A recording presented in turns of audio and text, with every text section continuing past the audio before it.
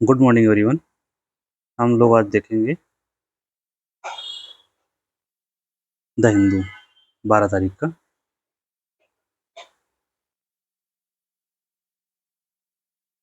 शुरू करते हैं। फर्स्ट है, सुप्रीम कोर्ट का आदेश है जो आवारा कुत्ते हैं।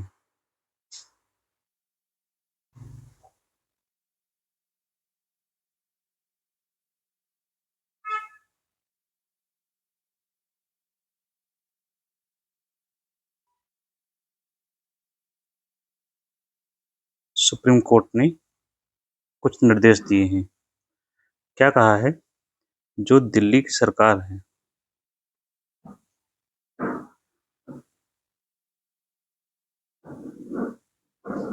दिल्ली की सरकार को पकड़ने के लिए कहा है, इनको पकड़ कर बंद करो। जो आवारा कुत्ते हैं, इनको आवारा कुत्ते को इंग्लिश में बोलते हैं स्ट्रे डॉग। कारण, स्ट्रे डॉग्स की वजह से ये क्या कर रहे हैं, बच्चों पर और बुजुर्गों पर हमला कर दे रहे हैं और इससे बच्चों की डेथ हो जाती है।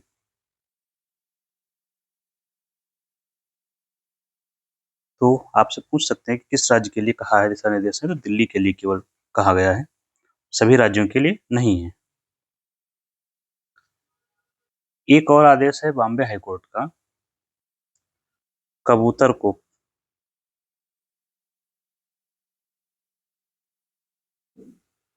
दाना खिलाने पर प्रतिबंध लगाया है।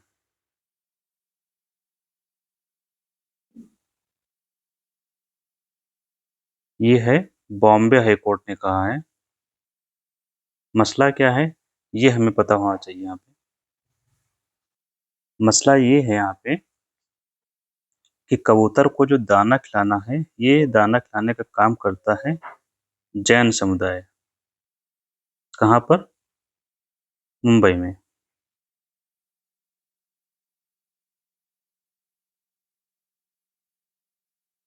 जैन समुदाय दाना खिलाता है इनको, कबूतरों को। कहाँ?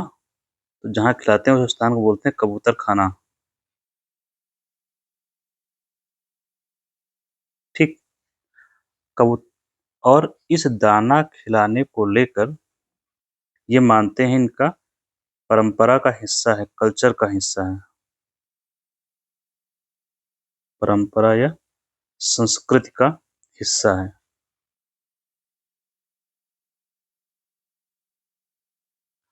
इस कबूतर खाना या पर यहाँ दाना जो खिलाते हैं, इस पर क्या लगा दिया गया है, जो बॉम्बे हाई कोर्ट है उसने प्रतिबंधित कर दिया है।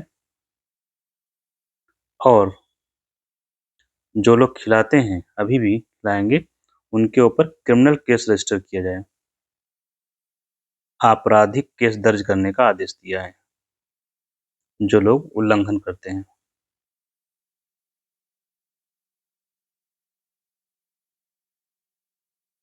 दर्ज करने का आदेश। हमें यहाँ याद ये रखना है सिर्फ कि कबूतर को दाना खिलाने को लेकर बॉम्बे हाईकोर्ट ने कुछ आदेश दिए थे, जिसमें जैन समुदाय मुख्य रूप से प्रभावित है, क्योंकि ये उनकी संस्कृति या परंपरा या धर्म का हिस्सा है। जैसे धर्म का हिस्सा बनेगा तो ये आपका फंडामेंटल राइट, कौन सा अनुच्छेद है, अनुच्छेद 25 से अनुच्छेद 28 प्रभावित होना है, शुरू हो जाएगा और फिर केस फंडामेंटल राइट बनाम स्टेट हो जाएगा। तो इन चीज़ों को ध्यान रखना है हमें, क्योंकि केवल कबूतर के दाना खिलाने पर बैन क्यों लग रहा है, बाकी समुदाय को भी तो लोग खिलाते हैं, घर में पाल रखा है। वहाँ तो राज्य कुछ नहीं कह रहा, राज्य इन द सेंस सरकार कुछ नहीं कहती, उसके लिए कोई आदेश नहीं है, तो सिर्फ कबूतर पर आदेश क्यों किया जा रहा है? तो ये जैन समुदाय के धर्म पर हमला है, ऐसा इनका मानना है, स्टेटमेंट है एक तरफ का।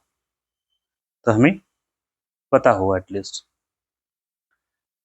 एक न्यूज़ क्या है, वुमेन वर्ल्ड कप स्टार्ट हो रहा है अपने यहाँ। वुमेन वर्ल्ड कप 2025 किसके द्वारा आयोजित होता है? ICC। तो ये इस बार का जो आयोजन है ये भारत में हो रहा है और अभी हम लोग जीत नहीं पाए हैं वुमेन वर्ल्ड कप एक भी बार। ICC इसका हेडक्वार्टर आप लोग जानते हैं कहाँ है? भारत में नहीं है। और इसके चेयरमैन कौन है? जय शाह, अमित शाह के पुत्र। अमित शाह को आप जानते हैं, हमारे गृह मंत्री। तो ये अभी शुरू होगा, काउंटडाउन शुरू हो गया 50 दिन का। तो भारत में जो वुमेन वर्ल्ड कप की जो भारतीय टीम होगी उसकी कप्तानी कर रही होंगी हरमनप्रीत कौर। हरमनप्रीत कौर। छोटी छोटी न्यूज हैं अभी फिलहाल। नेक्स्ट क्या है? फिलिस्तीन को लेकर के खास न्यूज आ रही है।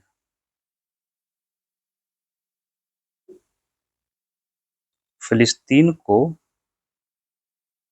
राज्य का दर्जा, राज्य का मतलब यहाँ देश से है, स्टेटहुड। ठीक है, कंट्री का दर्जा की बात हो रही है यहाँ पर। ये राज्य शब्द इस्तेमाल हुआ है देश के संदर्भ में। ठीक है, ये किसने कहा है? ये अभी आया है ऑस्ट्रेलिया के प्रधानमंत्री का बयान। ऑस्ट्रेलिया ने कहा है, इससे पहले फ्रांस कह चुका है। ठीक है, यूके भी कह चुका है, कनाडा भी कह चुका है और बहुत से देश हैं जिन्होंने कहा है कि हम फिलिस्तीन को राज्य का दर्जा देंगे। ठीक है, अभी मौजूदा स्थिति क्या है? फिलिस्तीन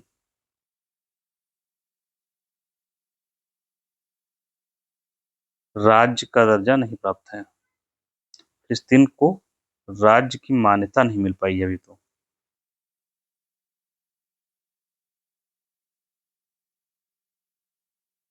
लगभग देश कई बार सोल्यूशन प्रस्ताव लाया गया है संयुक्त राष्ट्र संघ में, लेकिन ये हो नहीं पाया है फिलिस्तीन को मेंबरशिप का जो दर्जा है। दूसरी बात यहाँ पर आपको नोट करनी है, फिलिस्तीन यूएन का सदस्य नहीं है, क्योंकि वो देश ही नहीं है तो सदस्य नहीं है, लेकिन उनका एक ऑब्जर्वर है वहाँ पर। वो वहाँ पर ऑब्जर्वर का दर्जा है उसे प्राप्त है। तो उसका एक सदस्य वहाँ पर रहता है जिसको फिलिस्तीन अथॉरिटी बोलते हैं। तो इसको अभी मेंबरशिप नहीं मिली है संयुक्त राष्ट्र संघ की। इन लोगों ने कहा है अभी कि यूएन का जो सेशन शुरू होगा, सत्र शुरू होने पर ये लोग इसको दर्जा देंगे। यूएन का सत्र कब शुरू होता है? सितंबर से शुरू होता है। और यूएन का सेशन से तात्पर्य यहाँ पर है यूएन जनरल असेंबली, मतलब UNGA, संयुक्त राष्ट्र महासभा का सत्र सितंबर से शुरू होगा। उसी में फिलिस्तीन को राज्य का दर्जा या राज्य के रूप में मान्यता देंगे। तो ऐसे में होगा कि लगभग 140 देश फिलिस्तीन को स्टेट के रूप में मान्यता दे चुके हैं। अब इनकी संख्या जो मेजर कंट्रीज हैं वो इसमें शामिल हो रही हैं। ये न्यूज में क्यों है आपको पता होगा, जो इजराइल का संघर्ष चल रहा है विशेष रूप से।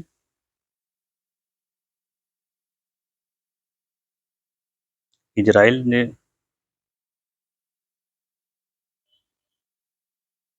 वर्सेस फिलिस्तीन है। तो फिलिस्तीन में क्या है, वहां पर एक गाजा वाला जो पोर्शन है वही है।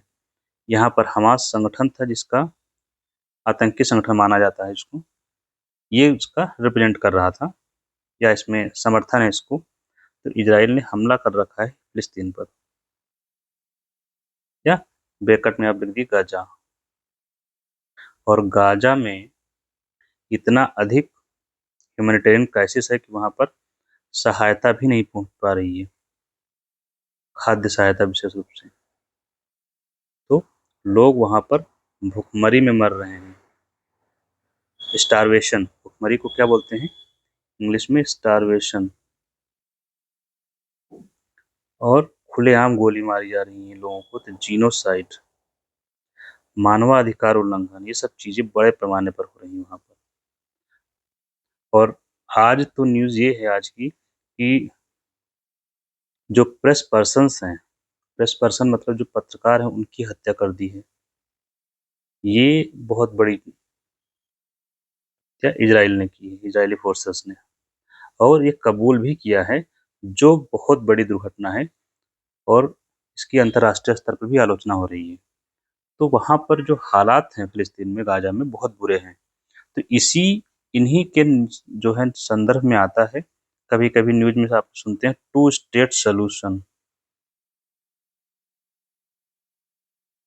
क्वेश्चन पूछ लिया जाता है टू स्टेट सॉल्यूशन किस संदर्भ में चर्चा में रहता है, या द्विराज्य सिद्धांत, तो आप बताएंगे इजराइल और फिलिस्तीन का संदर्भ में चर्चा में रहता है। ठीक है, तो ये हो गया फिलिस्तीन के बारे में कुछ न्यूज़। नेक्स्ट है तलाक-ए-हसन पर है न्यूज़।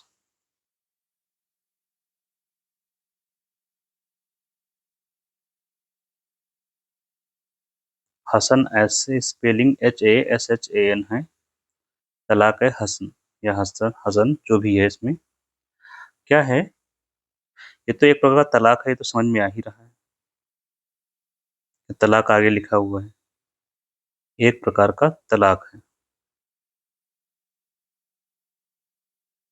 तलाक है तो ये मुस्लिम समुदाय से संबंधित है।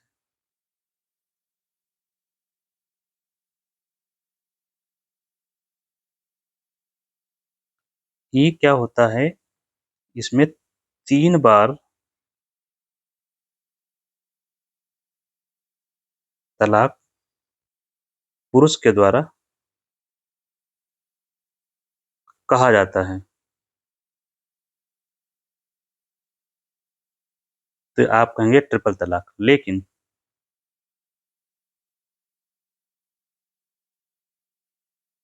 अलग-अलग महीनों में,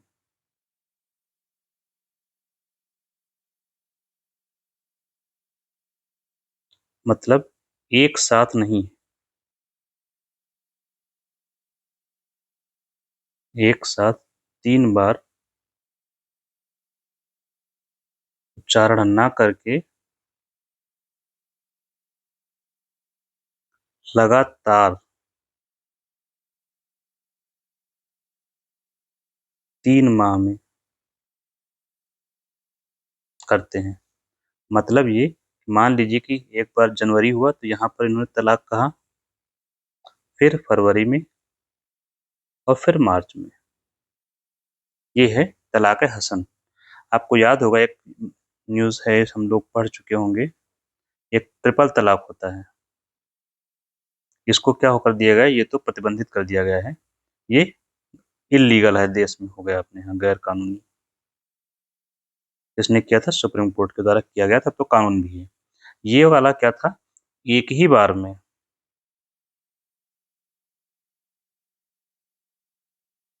उच्चारण, एक ही बार में तलाक का 3 बार उच्चारण,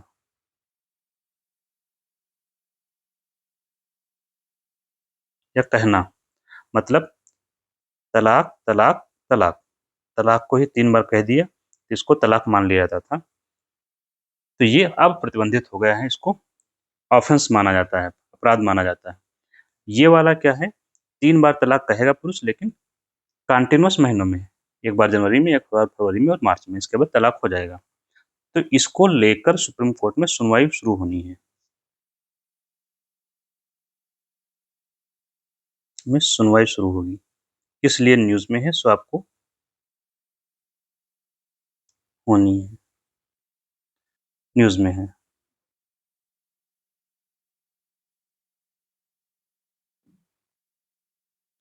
नेक्स्ट क्या है, प्लास्टिक ट्रीटी पर नेगोशिएशन चल रही है, किस पर,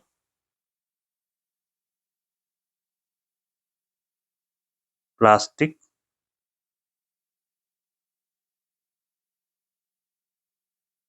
संधि पर वार्ता, कहाँ हो रही है, कौन कर रहा है, यह वार्ता हो रही है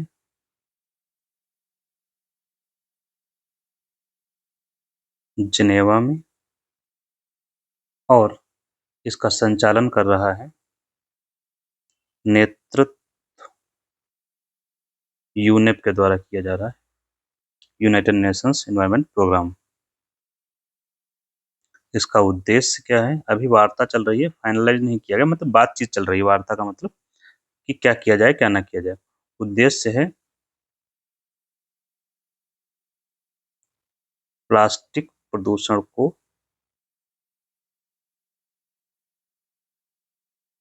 खत्म करना या न्यून करना या कम करना, जो भी करने करें। प्लास्टिक प्रदूषण क्या? प्लास्टिक से होने वाला प्रदूषण कहाँ कहाँ होता है? जैसे विशेष रूप से इनका फोकस स्थल पर होने वाला प्रदूषण और जल में। होता है क्या, जब प्लास्टिक, अभी हम लोगों ने कल या परसों पढ़ा होगा माइक्रो प्लास्टिक, तब यही प्लास्टिक जब टूटती है तो माइक्रो प्लास्टिक बन जाता है। जब माइक्रो प्लास्टिक मतलब प्लास्टिक का छोटा आकार हो जाता है, तो ये हमारा जो फूड सिस्टम होता है, खाद्य श्रृंखला होती है, फूड चेन, उसमें इंटर कर जाएगा मछलियों के माध्यम से, और ये फिर मानव तक पहुंचता है, और फिर से कई बीमारियां होती हैं। एक तो ये हमारे लिए ही खतरा है, बाकी जो जलीय जीव हैं उनके लिए खतरा है। स्थलीय जीव को अगर देखते हैं तो जानवरों के द्वारा उपभोग कर लिया जाता है, जान नहीं पाते हैं और खा लेते हैं, फिर उनको बीमारियां हो जाती हैं और वो क्या हो जाते हैं, मर जाते हैं। भारत में कई केस आते हैं जिसमें हम जो है, जो जानवर है, गाय है, भैंस है, उनके पेट में प्लास्टिक का जत्था मिलता है पूरा। तो ये बहुत बड़ा पोल्यूशन होता है प्लास्टिक से। और एक बड़ी समस्या क्या है प्लास्टिक की, यह विघटित नहीं होता है। विघटित ना होना इसकी समस्या है सबसे बड़ी। इसीलिए प्लास्टिक संधि पर वार्ता चल रही है वहां पर। कहाँ पर? जिनेवा में। तो जो वार्ता हो रही है, इसमें दो पक्ष बन गए हैं। एक पक्ष है जो इसको एलिमिनेट करना चाहता है, उसको नाम इन्होंने दे रखा है HAC, हाई एम्बिशन कोalition।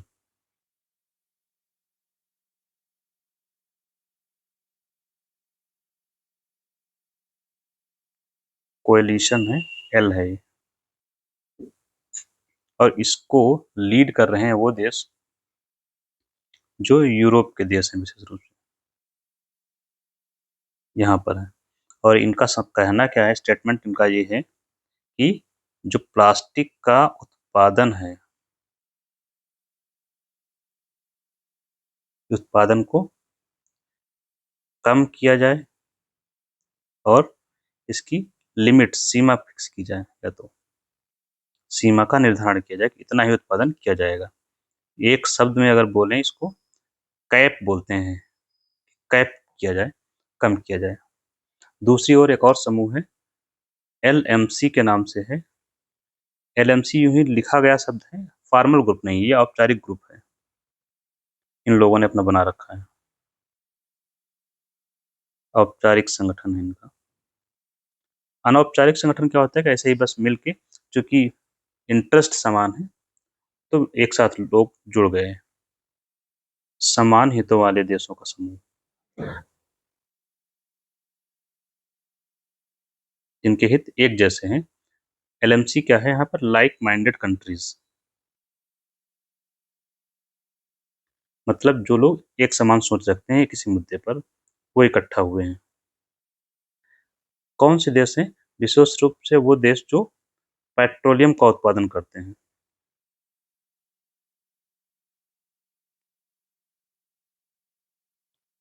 पेट्रोलियम उत्पादन वाले देश विशेष रूप से, जैसे ईरान है, सऊदी अरब है। अच्छा, भारत का जो है, भारत ने इसी का सपोर्ट किया, LMC का। अभी शायद वार्ता में शामिल नहीं है, लेकिन भारत भारत का समर्थन इसी ग्रुप को है, LMC को। इनका क्या स्टैंड है? इनका पक्ष है कि जो प्लास्टिक है, उसका प्रबंधन किया जाए, प्लास्टिक का वेस्ट मैनेजमेंट किया जाए।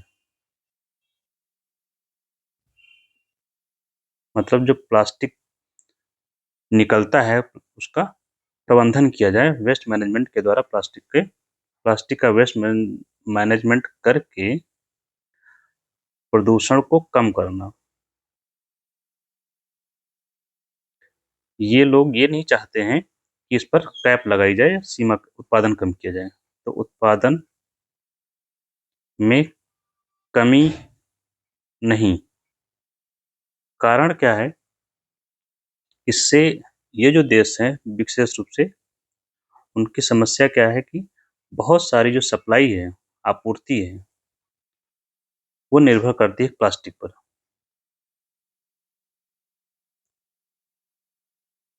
अमेरिका यहाँ शामिल नहीं है।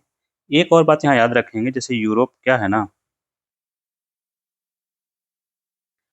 ये प्लास्टिक का इम्पोर्टर और एक्सपोर्टर अच्छा खासा रहा है। प्लास्टिक का उत्पादक और उपभोक्ता रहा है, बड़ा उत्पादक और बड़ा उपभोक्ता रहा है। लेकिन किया क्या है, इसने लगा दिया प्रतिबंध। लेकिन प्लास्टिक बैन के कारण ये इंडस्ट्री मतलब ये प्लास्टिक इंडस्ट्री,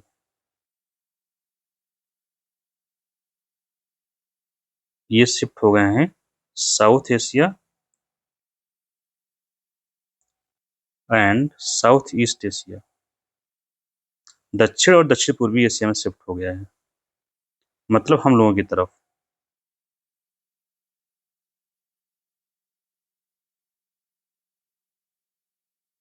तो अब ये चाह रहे हैं कि ये लोग तो लाभ ले चुके हैं, अब चाह रहे हैं कि हम लोग लाभ न लें। तो ये है इसका, जो भी वार्ता चल रही है उसमें दो ग्रुप बने हुए हैं, वो किस तरह से, उनका क्या स्टैंड है। एलएमसी अनौपचारिक ग्रुप है, लाइक माइंडेड कंट्रीज, जैसे लाइक माइंडेड पीपल होता है कि समान सोच वाले लोग, वैसे देश भी वहां पर हैं। नेक्स्ट क्या है, इसके बाद में हम लोग देखेंगे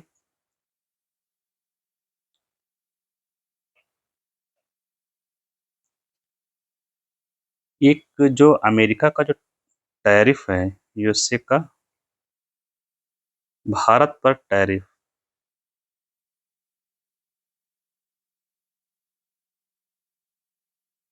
इसके लिए मजबूत तर्क एक दो याद रखिए जो आपके काम आए। जैसे कोर में क्या है, यूएसए ने भारत पर 50% से ज्यादा टैरिफ का मतलब शुल्क लगाया, और इसका कारण इनके अनुसार क्या है, दो, भारत द्वारा रूस से ऊर्जा और सैन्य सामान की खरीद, ये है इनका तर्क अमेरिका का। हमारा जवाब क्या है भारत का, आपको देना है साफ साफ कि यूक्रेन हमले के बाद से ही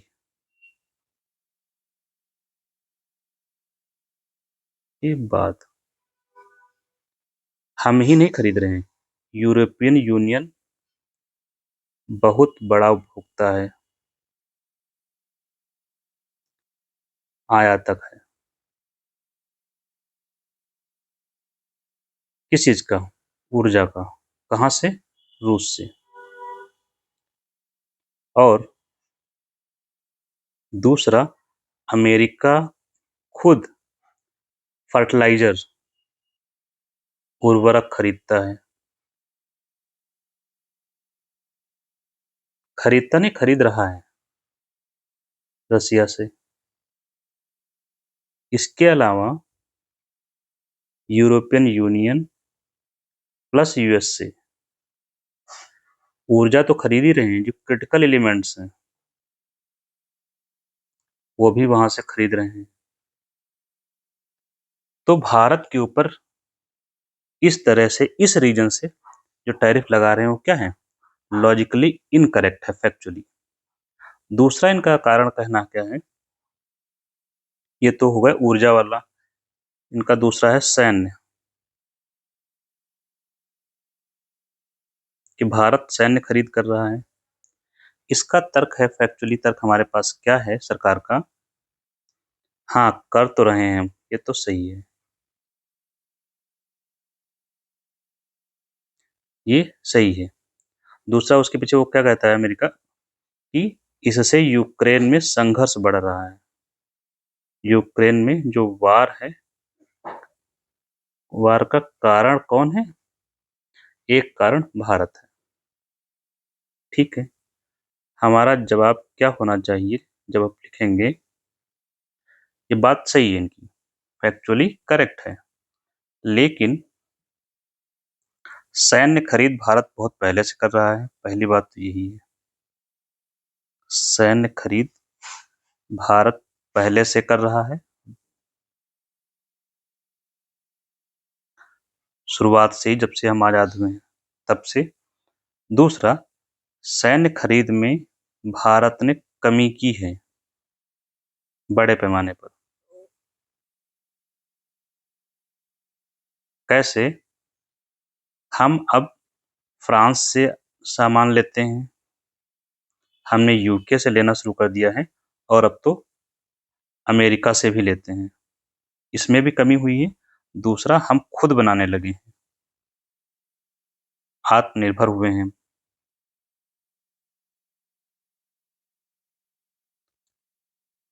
एक तो ये हो गया।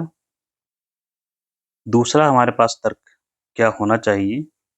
दूसरा ये, ठीक है, हमारा जो हम खरीद रहे हैं यहाँ से, तो यूक्रेन में जा रहा है, ये बात तो सही है, लेकिन वहीं दूसरी ओर भी देखना पड़ेगा ना। इजराइल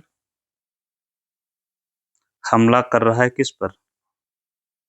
फिलिस्तीन या गाजा? और किस पर हमला किया इन्होंने अभी? ईरान पे। और यहाँ गाजा में क्या हो रहा है? यहाँ पर भूखमरी, हिंसा, जीनोसाइड इवन किया जा रहा है। किसके द्वारा? इजराइल के द्वारा। और जो इजराइल है, इसको हथियार कौन सप्लाई करता है? हथियार की सप्लाई कौन करता है सबसे ज्यादा? अमेरिका करता है। तो जब हमारे ऊपर भारत को ये कह रहे हो कि ये भारत की वजह से यूक्रेन में युद्ध चल रहा है या रूस हमला कर रहा है, यूक्रेन में लोग मर रहे हैं, तो उसी समय आपको इजराइल भी देखना पड़ेगा कि इजराइल में जहां पर अमेरिका मेजर सप्लायर है हथियारों का, वो गाजा में ईरान पर हमला करता है, वहां पर जिनोसाइड चल रहा है, और उस पर अमेरिका चुप है। और ये ऐसा नहीं है कि ये भारत कह रहा है, ये अंतरराष्ट्रीय संस्थाएं, इवन यूएन कह रहा है, और देश भी बहुत सारे हैं जो कह रहे हैं। तो दोनों पक्षों को देखकर चलना होगा, एक पक्ष से काम नहीं चलेगा। तो ये हो गया ट्रंप का, जो ट्रंप कार्ड खेल रहे हैं वो। लास्ट में हम लोग देख लेते हैं गूगल एंटी ट्रस्ट केस। एक बेसिक आइडिया क्या है ये? गूगल आप जानते हैं कंपनी है, तो इस पर केस क्या है? सीसीआई ने, सीसीआई क्या है? Competition commission of India, Bharat में प्रतिस्पर्धा की निगरानी करने के लिए संस्था है, कि स्वस्थ प्रतिस्पर्धा हो, वो इंश्योर करता है। तो इसी में सीसीआई ने कहा, अपने आदेश में जो बातें कही हैं वही बातें हमें याद रख लेनी है, कि ये जो गूगल है, उसने जो प्रैक्टिसेस हैं, एंटी कम्पिटिटिव प्रैक्टिसेस अपनाई हैं, एंटी कम्पिटिटिव प्रैक्टिसेस। और इसकी वजह से क्या हुआ है, जो अन्य प्लेयर से, अन्य जो कंपनियां थी, अन्य कंपनियों को नुकसान हुआ या बाहर चली गई, प्लस उपभोक्ताओं को नुकसान हुआ।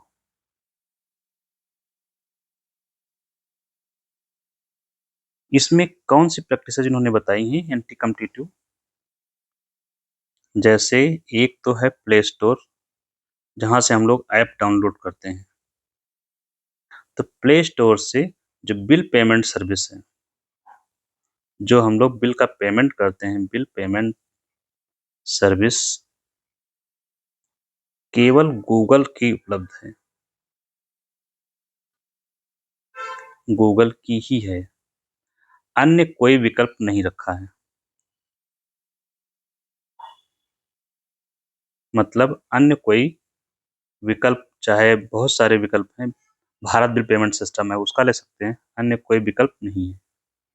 तो मजबूरी में आपको यही लेना पड़ेगा, यही इसी से पेमेंट करना पड़ता है। चलो ठीक है, पेमेंट तो ठीक है, लेकिन पेमेंट पर एक कमीशन भी लेता है,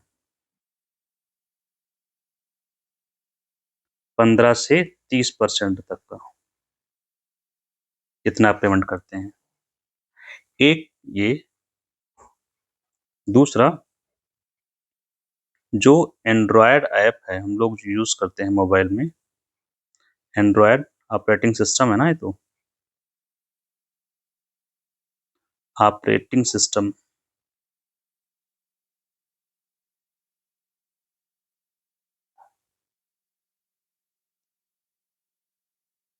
एंड्रॉयड ऑपरेटिंग सिस्टम है मोबाइल का, जो हम लोग यूज करते हैं। इसमें क्या है, एक तो ये ओपन सोर्स है, सॉफ्टवेयर है, मतलब इस पर कोई फीस नहीं देनी पड़ती।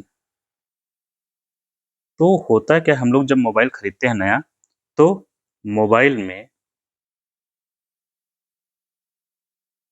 जो मैन्युफैक्चरर हैं, मोबाइल में गूगल एप्लीकेशंस का पैकेज इंस्टॉल होना जरूरी रहता है, इंस्टॉल रहना आवश्यक कर रखा है गूगल ने। क्यों आवश्यक, कैसे आवश्यक है? तभी आप अन्य सेवाएं ले पाएंगे। जैसे आप प्ले स्टोर से कुछ डाउनलोड करना चाहते हैं तो नहीं कर पाएंगे। तो ये जो मैंडेटरी कर रखा है, इसको चैलेंज किया गया है कि कैसे, क्यों वो मैंडेटरी है। कोई सुविधा लेने के लिए गूगल ऐप, ये जो मोबाइल मैन्युफैक्चरर हैं, मतलब जो मोबाइल मैन्युफैक्चर करते हैं, FACTURER को एक तरह से बाध्य कर रखा है। हर मोबाइल में इनके ऐप मिल जाएंगे, जैसे Google search, play store, drive, ये सब उन जरूरी होते हैं। तो ये दो मेन इशू हैं जो मैंने यहाँ मेंशन कर दिए, जो आपको याद रखने लिखने के लिए कहीं पर पॉइंट आता है। तो इसी के साथ खत्म करते हैं हम लोग। Thank you.